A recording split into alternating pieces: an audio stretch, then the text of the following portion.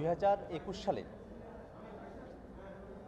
মোদির আগমনকে কেন্দ্র করে বাংলাদেশে যে আগ্রাসন বিরোধী আন্দোলন হয়, সে আন্দোলনের শহীদ, আহত, সংগঠক এবং নিপীড়িতদের পক্ষ থেকে আমরা আজ আন্তর্জাতিক অপরাধ ট্রাইব্যুনালে একটি অভিযোগপত্র দায়ের করেছি। এতে সাবেক স্বৈরাচারী প্রধানমন্ত্রী শেখ হাসিনা, স্বরাষ্ট্রমন্ত্রী আসাদুজ্জামান কামাল এবং ব্রাহ্মণবাড়িয়ার এমপি ওবায়দুল মুক্তাদির সহ 16 জনের নামে আমরা অভিযোগ দায়ের করেছি।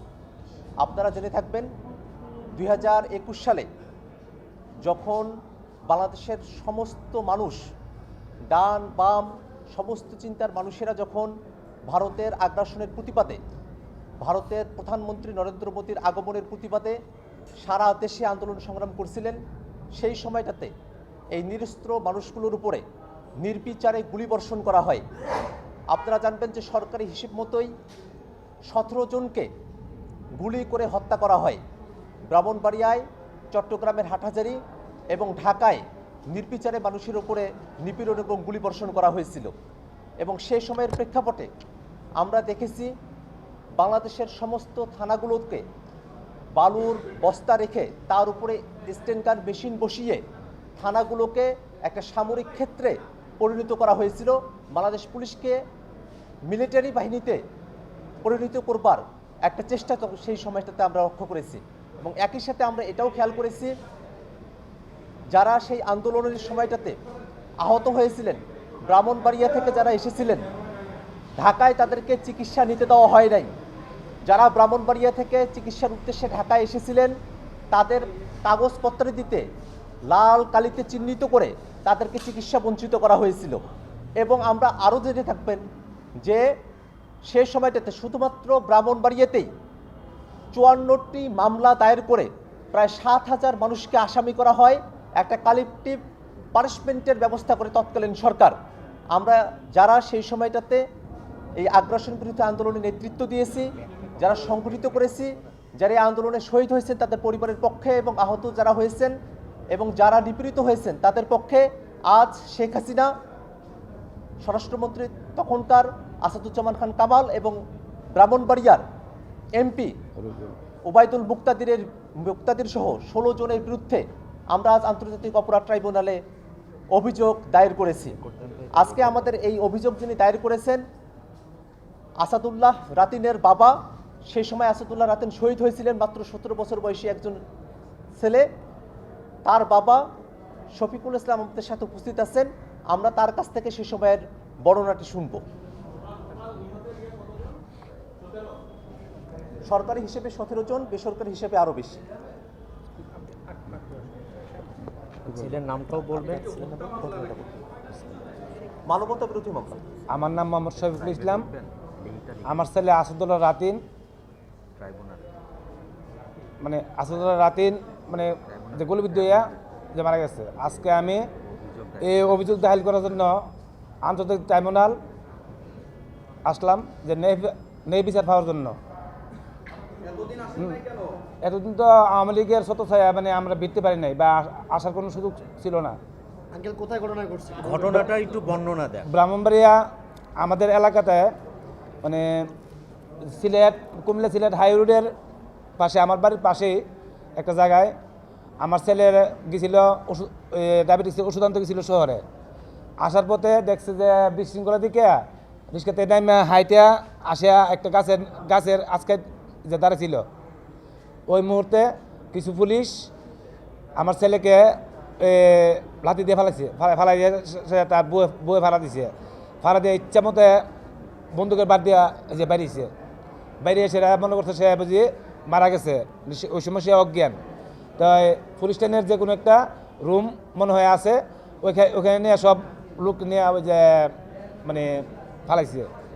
তো কে বা কাহারা দেখছে রাত্রে প্রায় 12টার দিকে একটা লোক বসে রয়েছে।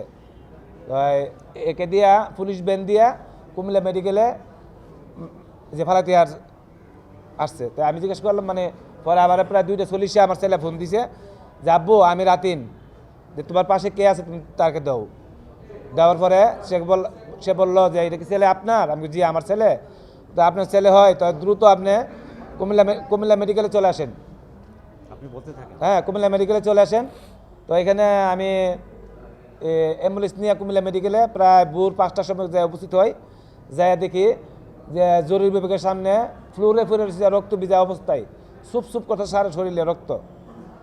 তো ওইখান থেকে রেফার নিয়ে আমি ঢাকা নিউরোসায়েন্সে নিয়ে গেলাম। ঢাকা নিউরোসায়েন্সে নিয়ে ওইখানে মাথায় সিটি স্ক্যান করাইছে, করে সেটা এরা রেফার করছে ঢাকা মেডিকেলে। তো ঢাকা মেডিকেলে যাওয়ার পরে এরা মানে ইয়ে করছে, বলে এই রুগীর বাড়ি কোথায়? আমি ব্রাহ্মণবাড়িয়া। তুমি গুলি খাই আসছে এখানে? গুলি খাই চিকিৎসার জন্য আসছো? বাংলাদেশে কোথাও তোমাদের চিকিৎসা দেওয়া হবে না, উপরের মহলে নির্দেশ। তা আমি বারবার বলতেছি যে স্যার এত স্যার রক্ত, স্যার একটা পুরো স্যার রক্ত নাই স্যার, এটা রক্ত নেওয়ার ব্যবস্থা করেন, সার্জারি করার ব্যবস্থা করেন। কইছে বেশি কথা কইলে এই যে চেয়ার দিয়ে, প্লাস্টিক চেয়ার দিয়ে বেড়াবো ফেলাইয়া। তাই আমি আর কোনো কিছু বলতে পারি নাই। ওই যে জরুরি বিভাগের ডাক্তারগুলা যে বিবাহিতে আসছো এই চিকিৎসায়, বাংলাদেশে কোথাও তোমাদের চিকিৎসা হবে না, কেউ তোমাদের চিকিৎসা করবে না। তার মনে করেন বসতে রাত্রে 12:55 আমার ছেলেটা মারা গেছে।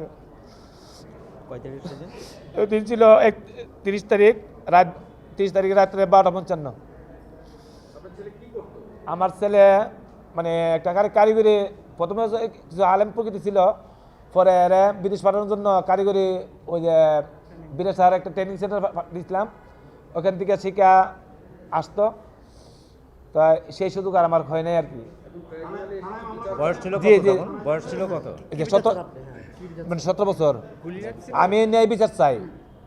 এই পুলিশ এবং ডাক্তার যারা যারা ইয়ে করছে তাদের আমি যে ন্যায় বিচার চাই। জি, থানায় গিয়েছিলাম। থানায় প্রশাসনের বিরুদ্ধে কোনো মামলা নেবে না। আসসালামু আলাইকুম। আপনার নামটা আরেকবার বলে দেন। আমার নাম মোহাম্মদ শফিকুল ইসলাম, আমার ছেলের নাম আসাদুল্লাহ রাতিন।